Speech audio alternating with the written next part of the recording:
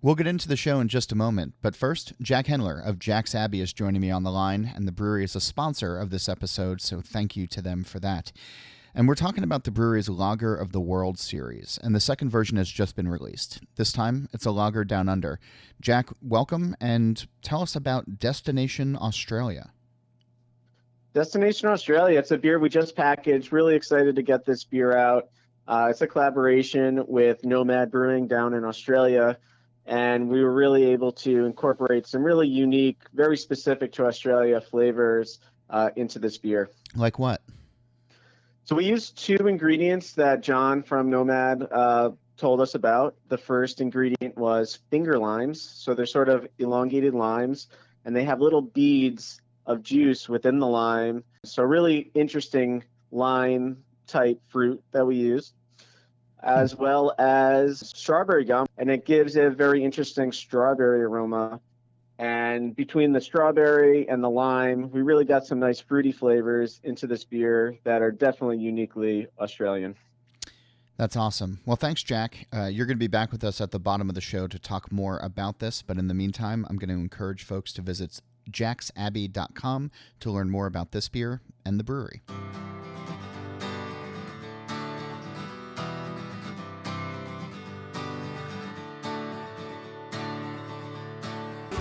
Welcome to Drink Beer, Think Beer, the podcast that gets to the bottom of every pint. I'm John Hall.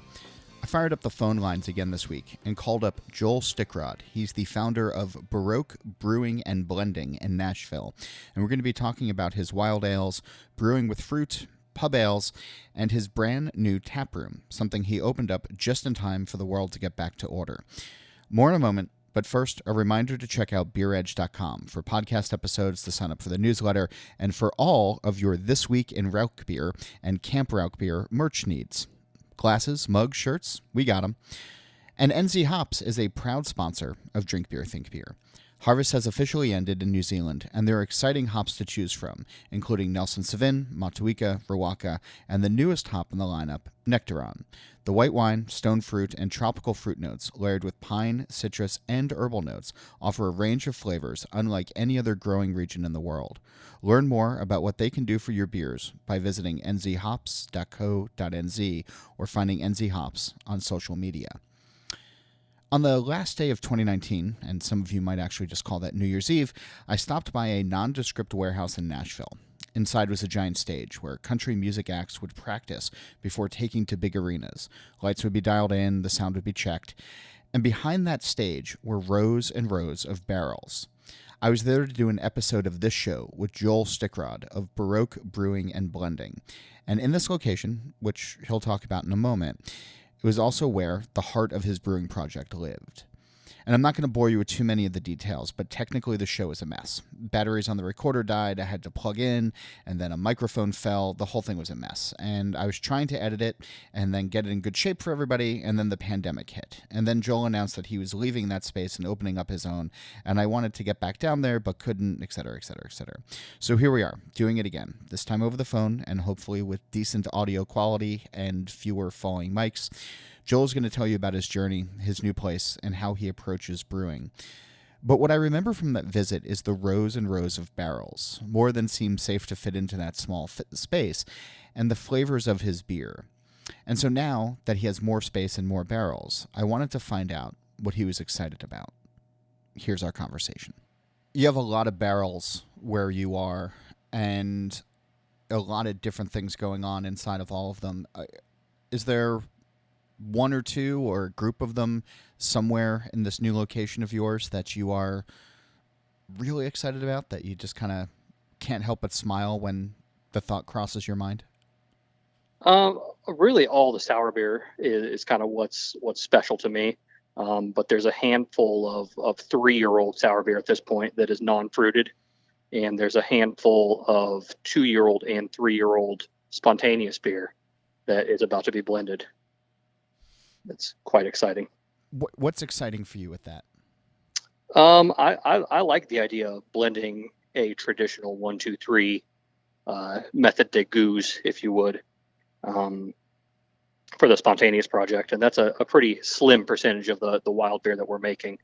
But now we just finished our 3rd season of it, There's a bit of romance that comes with those particular styles. When you think about the time that goes into it, when you think about the attention that you have to give it when it's time to do that, where do you start process-wise? Is it a feeling? Is it science? Is it somewhere in between? Everything for me is done by taste instead of science analytics, and everything across the entire portfolio, not only with the spontaneous beer, but with the whole wild beer program, is blended, and it's all blended by taste.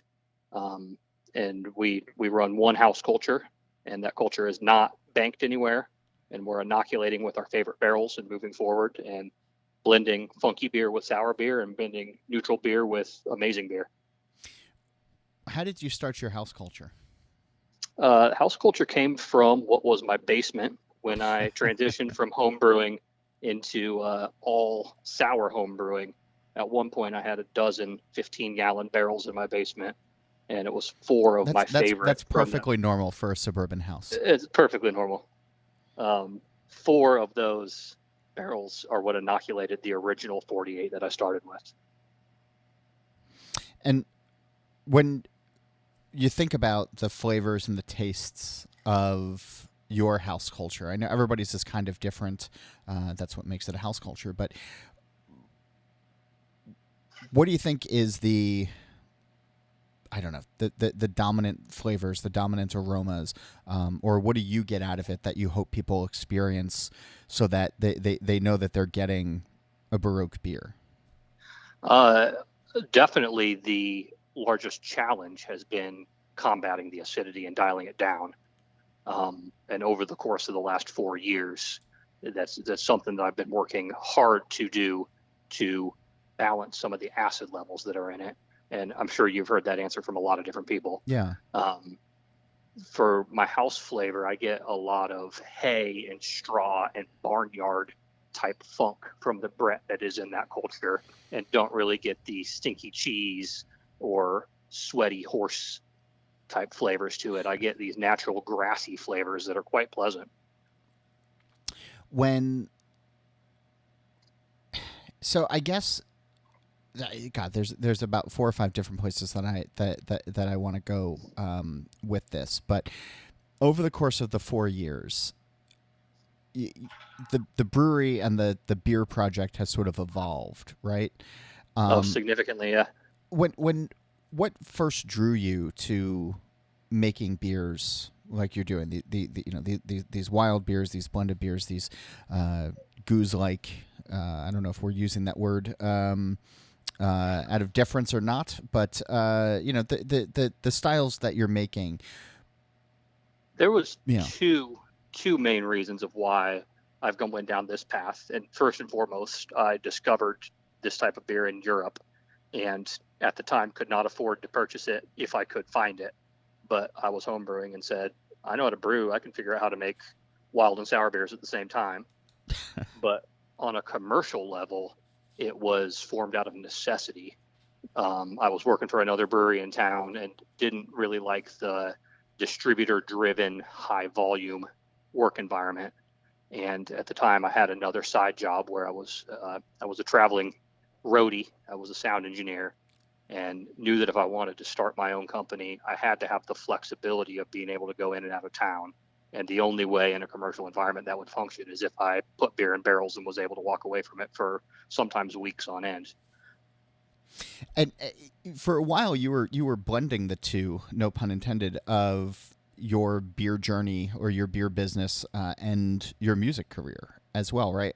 So when I first came to visit you, your brewery wasn't necessarily open to the public or your barrel space wasn't open to the public because it was in the middle of a rehearsal space for country music musicians. Exactly. It was in the middle of the company that supplies sound and lighting gear for the artist that I was working for at the time. And they had a bunch of extra space, and I wanted to start this project and said, can I rent a corner?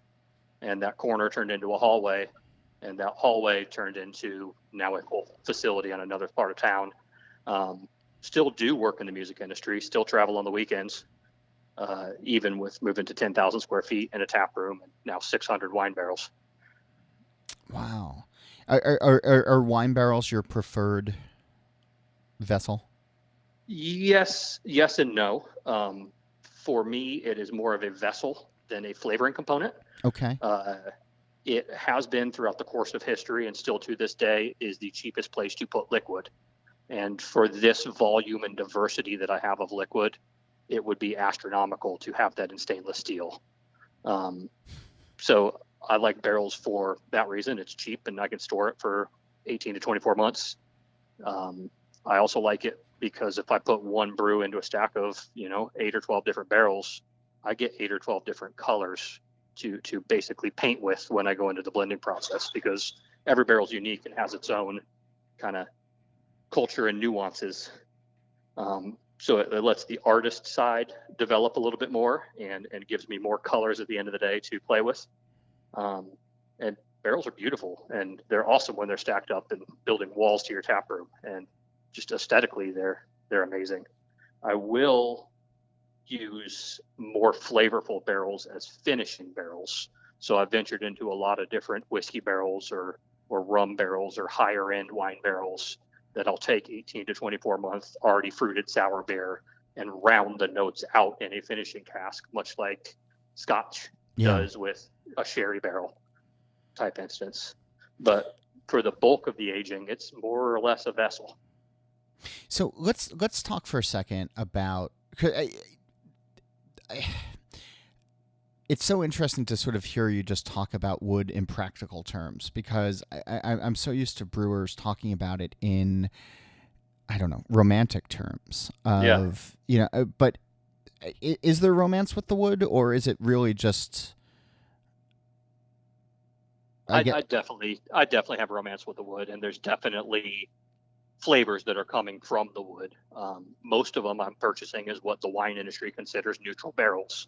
And over the course of 18 to 24 months, especially in a non-air conditioned space, and the beer is moving in and out of the barrel just like whiskey does, I'm definitely drawing oak flavors from some of those.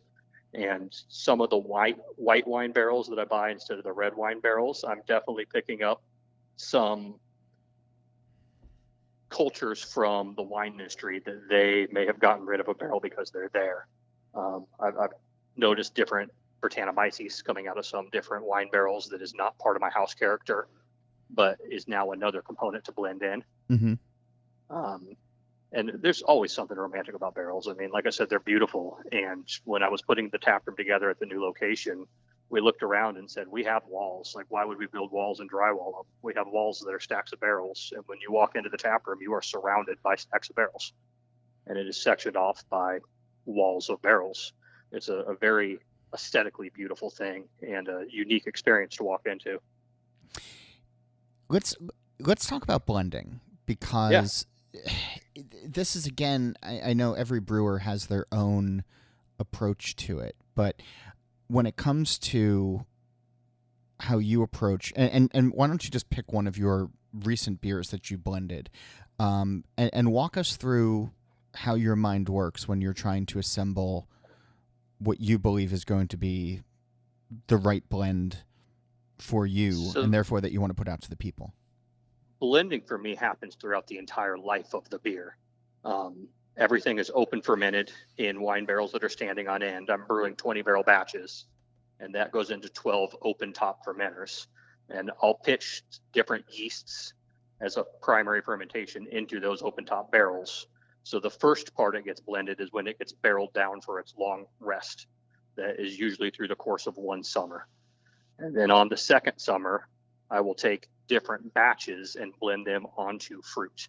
So I usually buy about 1,000 pounds of fruit at a time. I do that 1 to 2 times a week through the whole course of the summer. And I'll put a citrus base on one, and I'll put a Saison base on another, and I'll put a Flanders base in another. And all of that is done in those same open top barrels. I put a false bottom in them, use them for punch down tanks. So a lot of times I'll blend 2 batches together at that point. I'll take a really bright lemony citrus forward one and blend it with a funk forward Saison onto the fruit type, for instance. And then it usually sits through that maceration for anywhere from 6 to 14 days and gets blended again coming off of the fruit. I usually try and keep varieties together but not necessarily base blends. So over the course, when I'm brewing in the wintertime, I brew different styles to kind of steer the beer in different directions, so that when I'm blending onto fruit and off of fruit, I have different, versions of what I can put together. And then the final blend is when it's going into the packaging tank. And sometimes I'll take a like fruit and a like varieties, and sometimes I'll take different fruit. Sometimes I'll have one barrel that really shines by itself, and it might need just a touch of acid I'll take from another barrel. Most of the blends are still at a single cask size, so just over 400 bottles for me. And it's really, 4 or 5 times throughout the course of its life that it is blended. It's a large part of the process, and it's not just a one-time thing like a lot of brewers do.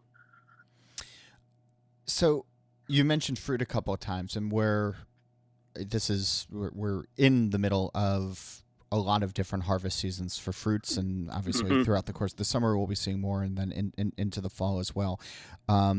Fruit wise, where's your mind these days? So not only with fruit, but also with grain. Okay. We are 95% local. So at this point, almost all of our sour beer grain is coming from the state of Tennessee, and everything with the exception of cherries comes from the Southeast. Wow. For me, it's just as much with a relationship with the farmers or the growers of the fruit as it is the actual fruit itself. So over the course of the last, 4 summers now, I've gotten to know the orchard owners, and I've gotten to know the farmers, and I use a lot of estate fruit that isn't necessarily commercially available and go pick it myself. And getting the same fruit from the same source, from the same plot of land every year is very important to me.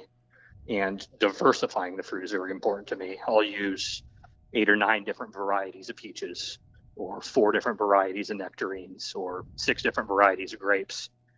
And so it's really about diverse. I mentioned this before, but at the end of the day, it's painting. And I like to give myself as many colors to paint with, and then put together a picture in the back end. But let me just back up a little bit, because there's a lot of fruit in beers these days. And Yep. I know, at least just because I pay attention to beer, I get a lot of targeted ads for fruit purees in my Facebook feed, it seems like, these days, and it's pretty annoying. But so fruit is nothing new in beer, and people have access to these blended purees, that kind of thing. Talk about like estate farming, and going to a farm and picking the fruit yourself, and what you believe that does in benefit to your beer. The one thing when I started this project that I was very adamant about is I was going to use only 100% whole fruit in the peak of its ripeness and in the peak of its season. I had made a lot of beer with purees, not only as a home brewer, but also on a commercial scale. And it never turned out quite the same with a puree as it did with a whole fruit. The analogy that I like to give is, instead of having a peach flavored beer, at the end of the day, I'm looking for something that is the sensation of biting into a peach on grandma's porch and having the juice drip down your cheeks and onto your shirt. And ultimately, sour beer is one of the best preservatives that there is. It's a highly acidic and alcoholic environment. So what you put in is what you're going to end up getting out. And there will be some re-fermentation of the sugars that are in there, but essentially you're preserving the flavor that you put in. So by going to pick the fruit or work with the farmers, I can get the fruit at the stage of the ripeness of where I prefer it, which is generally on the overripe side. That's where the sugar is most concentrated and the flavor is the highest. And putting that overripe, full flavor fruit into beer comes over a lot better in the final product, as far as remembering a sensation instead of just pinpointing a flavor. There's such a difference between some of the fruits that are out there, like watermelon. I think is a good example, or peach is a good example of people are used to the candied flavors of fruits, as opposed to the actual fruits themselves. Are those conversations that you've had to have with customers in the past, of like, you're actually tasting the real thing and not necessarily what your taste bud memories might think you're about to taste? Surprisingly, I run in more of the conversation of, this is not a kettle sour with artificial fruit in it. This is a wild sour with real fruit in it. And now that I have a tap room and people are coming in and drinking, firsthand at my own facility, a lot of times they're looking for those oversweet, unfermented, kettle sour, quick turnaround beers. And obviously what we're crafting here at Barrique is significantly different than that. I mean, we're 18 to 24 months, and they're wild and they're funky and they're natural. So it's more of that conversation, as this may be something that you've never experienced before. Yeah. Instead of the fruit flavor that they're looking for. And when it comes to the flavor, how we process them really leads a big difference on that. If I take a immersion blender and blend up the watermelon and run it into my wine press, which is how we process those, the free run juice versus the pressed pulp versus fermenting on the pulp and seeds gives 3 very different watermelon flavors. And we process it all 3 ways, and we use them all 3 ways. And sometimes all 3 get blended together, and sometimes we just use the pulp and the seeds. And, one is going to give you more melon and cantaloupe type flavors, and one is going to give you candied sweetness type flavors. That's so exciting, though. And are you finding that the same base beer works with those different processes, or do you have to start to monkey around with your base beers as well? There's one base beer that is probably the closest thing to a core that I have, that I call Barrique, and it is a very citrus forward base beer. It's very lemony, and I'm finding that base blended in gives its own brightness compared to some of the other ones. I brew a lot of saison as well, and that gives a lot of yeast ester to the component of the blend. And then sometimes we just make some wheat heavy blonde ale that is just very neutral and can be just about anything. But very rarely is a beer just Barrique based or just saison based. Yeah. They're constantly blended, going on and off the fruit, and then again when it gets packaged. So I approach the brewing aspect and the recipe development very different, because I'm not trying to brew a beer in a recreatable manner. I'm more trying to create vintages and unique blends that can't necessarily be repeated, but are going to be palatable and enjoyable every time. More with Joel in a moment, but first, thanks to the folks who help keep the mics hot here.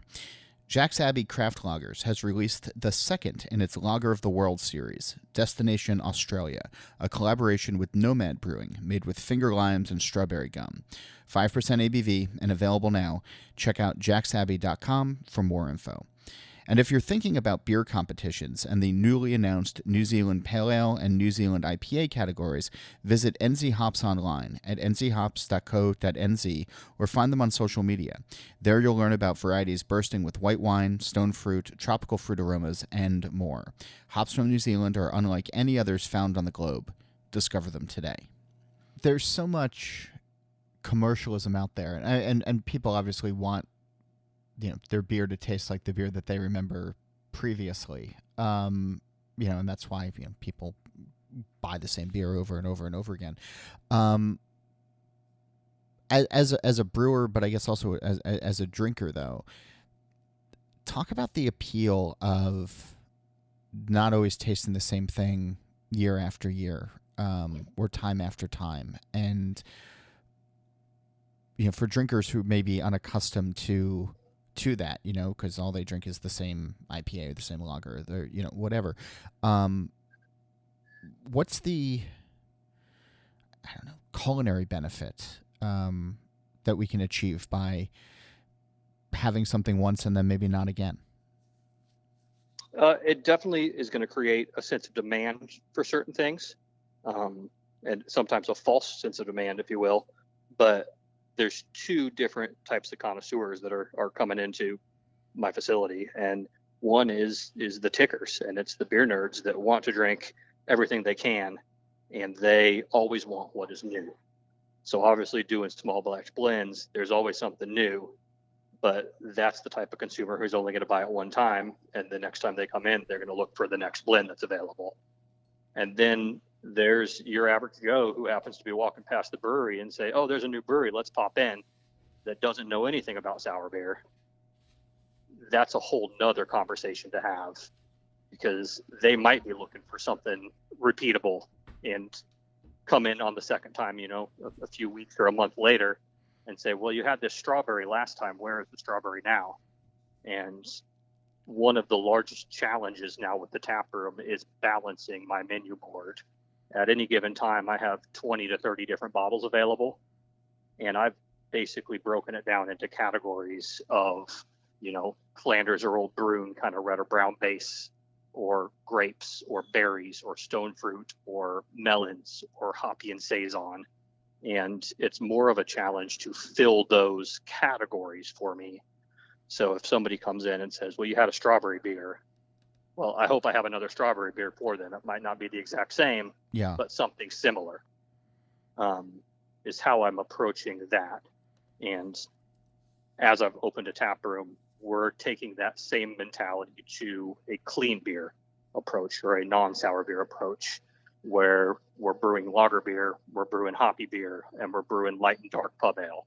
And as long as those categories are full, no matter what beer you're looking for, hopefully I have something that checks that box.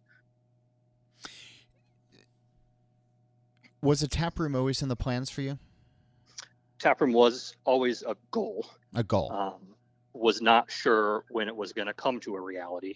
Up until this year, I've done this entirely by myself and let it grow naturally and organically every single year. I went from 50 barrels to 100 barrels, and then 100 barrels to 300 barrels, and now I'm up to 600 barrels. So I've been reinvesting and making sure that I have the liquid to support a tap room. And up until 2021, I would not have had the liquid to support. The average sour beer is 18 to 24 months is one way to describe it, but a more realistic way to describe it is it goes through 2 summers before it's ready. Okay. And it's one summer of sitting in the barrel and souring, and then the next summer is when it gets the fresh fruit coming out of the field. Okay. So it's a long play. I went 18 months without selling a drop of beer. That's got to be a lot of long, stressful nights. It was a lot of long work nights, as I was, on tour on the other end of it, and gone for 3 or 4 days a week, and then had 2 or 3 days a week to get all the work done at the brewery by myself. So it was a lot of burning the midnight oil. I was very fortunate to have the arrangement that I had at the original facility, which was in the sound company. Yeah. Because overhead was minimal for the original location there. And I could kind of work 2 jobs at the same time. I could take care of sound stuff, and then I could take care of brewing stuff. And my bus left from that same facility too, so I could hop right on the bus and never have to move. Once the pandemic hit, obviously that industry completely shut down overnight. Yeah. It was the first one to go and the last one to come back, and there was no pivoting. There was no shows. So for almost 6 months, I was the only one in the building and had free run of the place. This was a 40,000 square foot building, and I had 1,500 square foot on the end. And there would be weeks where I wouldn't see anybody else come and go.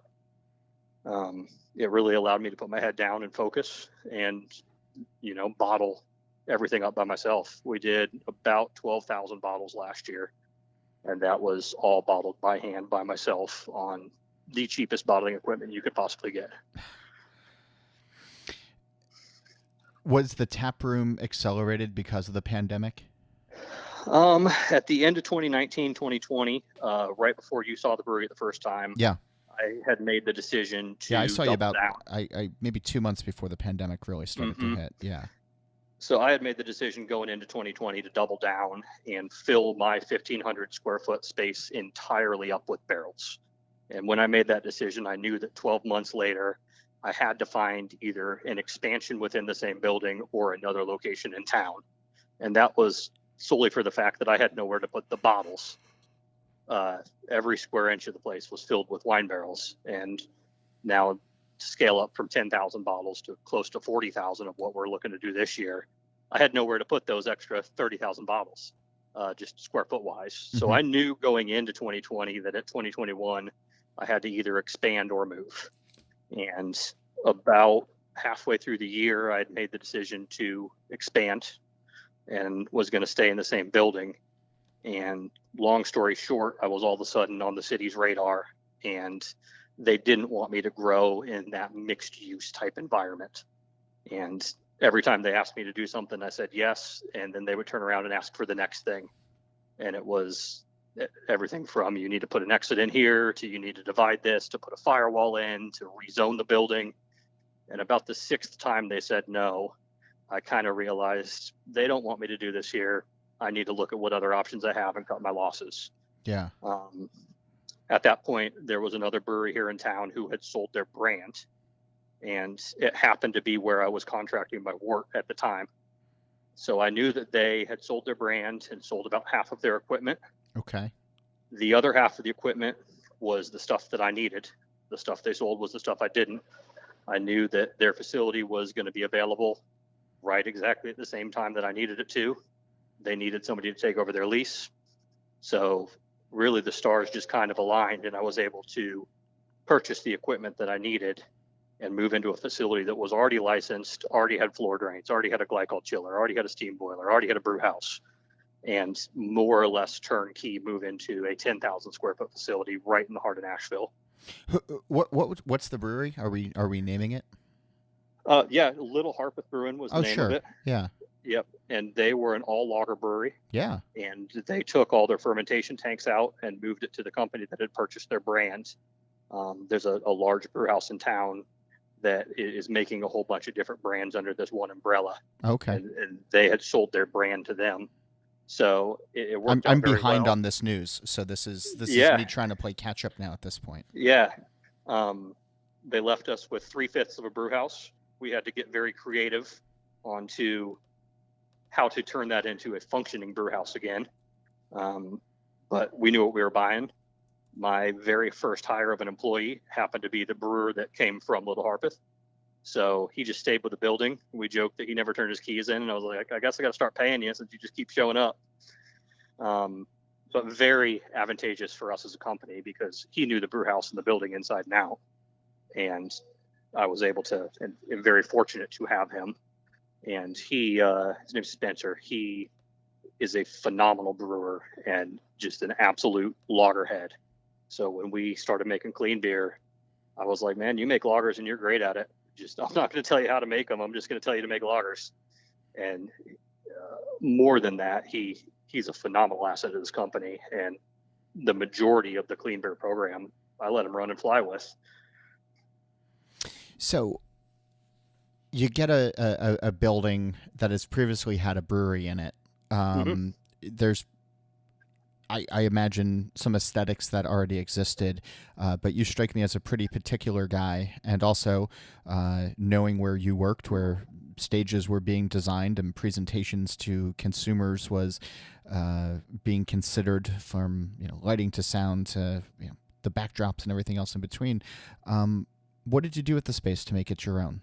What did you want your tap room for your brand to be? It was very important to make it feel not like it was before, so that customers that had been here in the past walked in and said, this is a new experience. They had very much not really built a dedicated tap room. Ironically, there was a stage at the far end of the building, and they were doing shows on it. And as a sound guy, I came in and ripped the stage out. But we, first and foremost, we did put a wall up on the dividing between us and the business next door. It was just kind of corrugated metal, very industrial feel. And we did drywall over that and did some brick at the bottom of that and a nice long bar rail and nice clean and elegant decor up above it. We built an actual built-in bar, which they never had in the past. And we sectioned off where the tap room is, which had never done in the past, with walls of wine barrels. So now there's a dedicated space. It's got lower, more intimate lighting. And, you're walking into what feels like a barrel warehouse because that's what it is. But it's very warm and inviting and intimate. How important is it for your location to be an extension of what the beers are? Oh, it's first and foremost. I mean, what we're doing at Barrique, I feel, is very unique, and hopefully that is the first thing that the consumer says when they walk in the door is, "Man, I've never been any place like this. This is unique and cool." It's a higher end brand.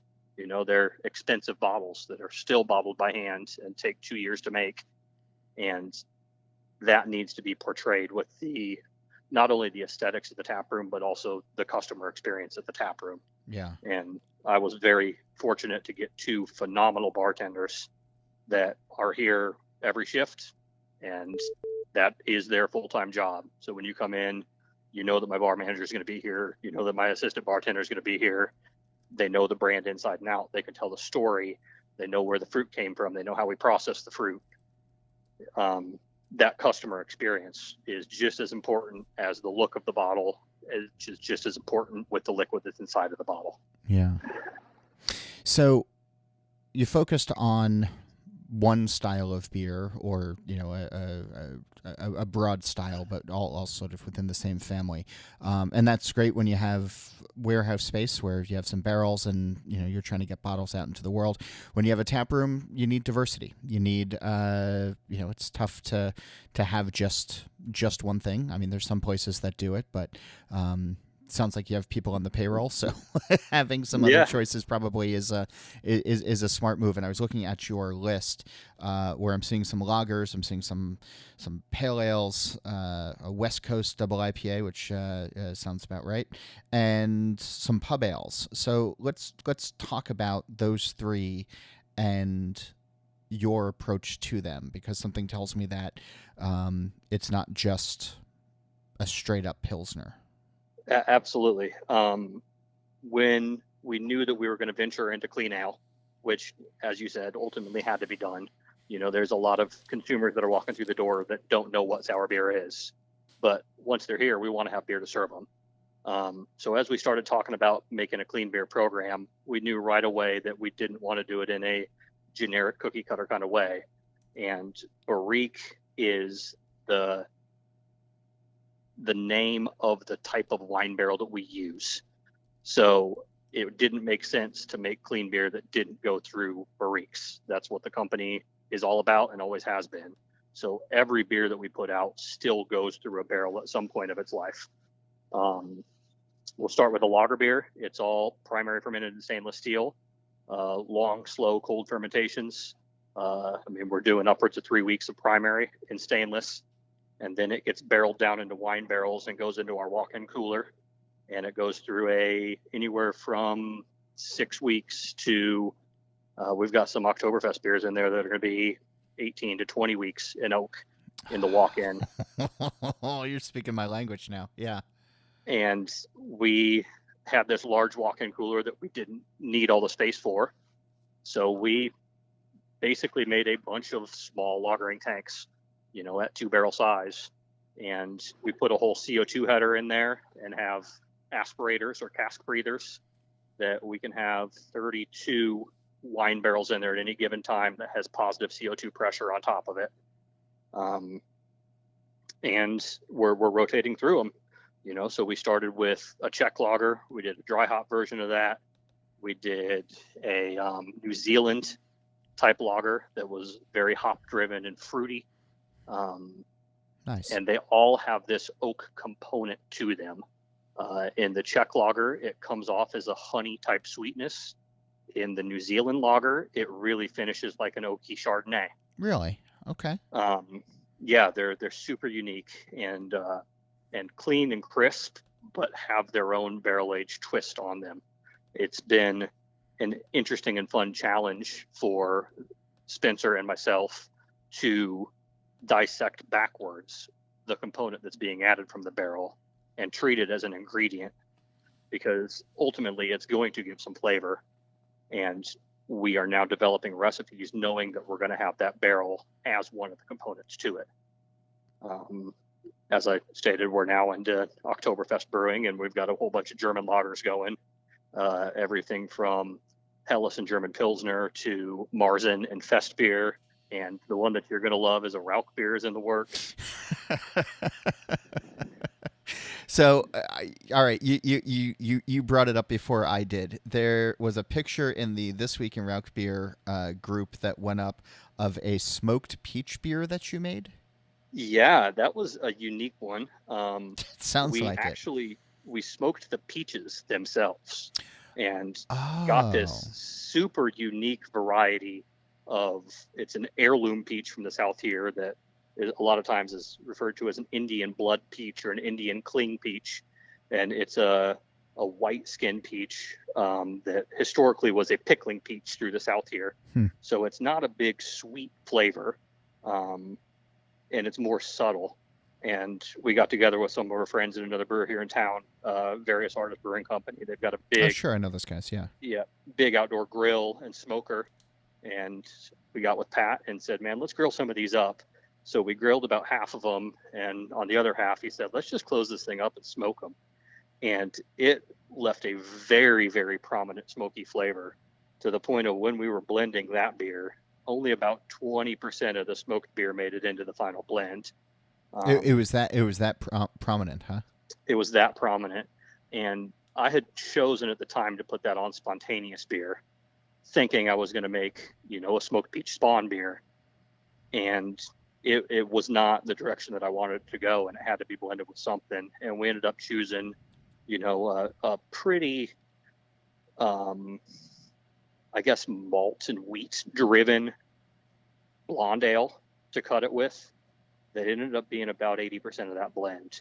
So obviously the spontaneous name had to go out the window because that was an inoculated barrel, but the outcome is beautiful. Earlier you had mentioned that, and I want to try that, by the way, if there's still bottles, put one on my tab for next time I'm down in your area, and I'll come by and pick it up. But the earlier you mentioned 95% of your ingredients were local for your beers, but then we start talking about New Zealand hops and some of these other hops that you're using. When you do need to, on the clean beer side, all the local ingredients are on the sour beer side. No. I figured that, but so that's what I was sort of curious about, of having that local thought or that local preference. Is there an appeal on the clean beer side to go far flung, but to find, I don't know, like off the beaten path hops or other ingredients as well? That so it's not just, here's our hazy IPA with Citra and Mosaic, that kind of thing. We're starting to go down that route. We've got talks. We haven't made it yet, but we've got talks of making a heritage lager to the South here, with Southern grown ingredients. Hops don't grow the greatest in the South. It's too humid and too hot down here. So really grain is the aspect of where we have to play with that. And Tennessee barley community is starting to go great. There's 4 or 5 different sources that we can get Tennessee grown barley or wheat from at this point. So we've been R&Ding a lot of that on the sour beer side, and are going to start playing around with the idea of making some Tennessee lagers. We just made an IPA with all Tennessee grain, which is the first one that we have done there. We've been more conservative and traditional. Obviously, if we're brewing German lager, we want to use German grain, and we brew with a lot of Wireman. So let's jump forward because I'm mindful of your time. But pub ale is the pub ales are pretty special. That's a program that I've been dreaming about since the first time I went to London when I was 22 years old, and fell in love with pub ales and the idea behind them and the history behind them. And as I dove into the history, I discovered Burton Unions, and this was back, 2009, that I discovered what this contraption was and said, man, I'd love to make beer in that someday. So when we decided to put pub ale into our program here, we wanted to do it in the most authentic and traditional way possible. So we built ourselves a Burton Union. We start fermentation in a stainless steel square. We are using Timothy Taylor yeast. We're using all Warminster English grown malt. We shipped from the UK whole leaf hops. We're using our cool ship as a hop back to separate these whole leaf hops. We bought way more firkins than anybody of our size should own. We shipped the Cadillac of hand pumps over from Sussex directly, and are trying to make English style beer in the most authentic English style possible. More a la how they would have in the late 1800s before the invention of stainless steel or artificial cooling. So I dig this, and I'm excited to come to your place and to drink deep from my cups on this. And I imagine that there are some brewers and some other beer fans that are listening to this who are similarly excited by this. But all of us in the back of our minds, if we're being honest with ourselves, are saying, you're crazy. You're going to spend more money than you are going to bring in on this. And especially to the point that we're tapping new firkins every Thursday, and whatever doesn't get drunk by Sunday goes down the drain. Can I ask you, and it's going to break my heart, but like, how much have you been finding that you've been dumping so far? We're selling, I would say, probably 2/3 of a firkin every week. Okay. We're keeping 2 on, and our concept is that we want to have a light and a dark. So we started with an ordinary bitter and a porter. Just today, I took out of the Union a dark mild and put it into wine barrels with a dry hop. And Spencer, our brewer, brewed up an extra special bitter that went directly into the Union, behind where the mild crate came out. So those will be our next 2. And then, 10 or 12 weeks from now, we'll brew our next go round, and we're going to do a standard mild instead of a dark mild. And we're going to do a Northern English brown ale on the next turn of dark. So we're doing, about 12 firkins of each. We're brewing 8-barrel batches of it. So that leaves a little bit excess as well. We are R&Ding right now how to put that in a bag and box. And something that we have seen some other prominent English brewers in the United States pivot to during the pandemic. So that'll take up the other, 40% or so of the batch, but it's all brewed and destined to be in firkins. So none of it's going into kegs. It's all artificially or naturally conditioning in the firkin. And it's not something that we'll ever see distribution. There are slim to none beer engines around Nashville at this point. So it is 100% in-house project. That's fun though. I mean, I'm thinking like musically, because I know that's sort of like where you come from as well. But it almost strikes me as like this is like your concept album. Yeah, and it's just as much selfishly for me and Spencer as brewers, but the consumers have been loving it, and we're 3 blocks away from the stadium, so we get a big soccer crowd. Okay. This time of year, it's soccer season, and they'll come in and drink some pub ales, before the soccer match. And well, that makes a hell of a lot of sense, yeah. Especially with the dark one on too. People that like porters or stouts. That's really our only handle that we have for a dark beer, and part of why we're trying to keep one of those as dark. So we've had a lot of people that come in and love porters and stouts, and even in 95 degrees outside are drinking this slightly warmer, slightly less carbonated porter on hand pump. Well, I'll be curious to see when the stadium transitions back over to the Titans, if the fans are still drinking the same thing. But you might see an uptick in lager. But I suspect that it's going to be slow pour lagers on the football game days, and that'll probably be what it'll transition to. We'll probably have German and Helles right at the beginning of the football season. So I expect that as well. But all of our lagers are served on slow pour. We've got 4 check beer faucets in house. The Lukers. Yep. Nice. That's I'm seeing more and more of those pop up these days, and it's a lot of fun, and there's some cool things that you can do with it. Knowing you're a man of music, what do you like to spin in the tap room? We mix it all up. When the tap room's open, we leave it up to the bartenders, let them play what they want.